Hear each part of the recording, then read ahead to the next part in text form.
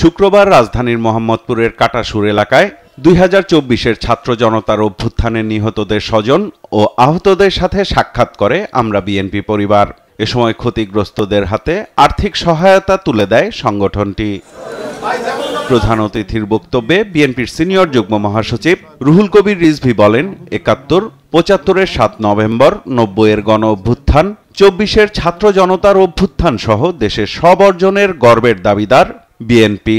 এ দলের সাথে ছলচাতুরি করে কোনো লাভ হবে না। এই বিএনপিকে কখনো মাথা নোয়াতে পারবেন না।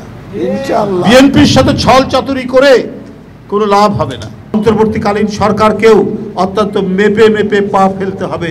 যদি ভুল হয় তাহলে কিন্তু ইতিহাস যেমন দেশের ভেতর থেকে ক্ষমা করবে না, বাইরের শত্রুরাও কিন্তু আমাদের কাউকেও ক্ষমা করবে না।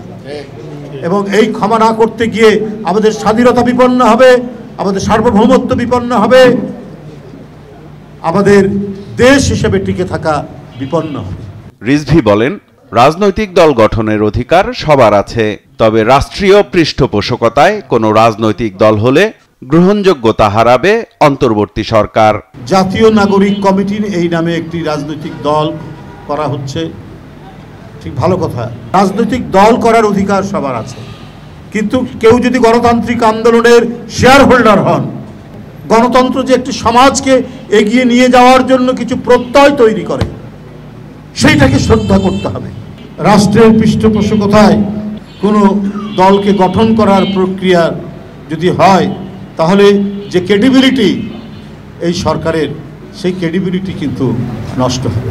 এদিকে জাতীয় প্রেস ক্লাবে আয়োজিত এক আলোচনা সভায় অংশ নিয়ে অবিলম্বে নির্বাচনের রোডম্যাপ ঘোষণার দাবি করেন বিএনপি চেয়ারপারসনের উপদেষ্টা জয়নুল আবদিন ফারুক। অনুগ্রহ করে রোড ম্যাপ সুনির্দিষ্ট দিয়ে দেন, নির্বাচনের তারিখ ঘোষণা করে দেন। কে কি বললো ইত্যাদি কিছু আসে যায় না, জনপ্রতিনিধিরাই ঠিক করবে কোনটা পুরোপুরি সংস্কার হবে, কোনটা হবে না। সাইফুল রিপন, দেশ টিভি, ঢাকা।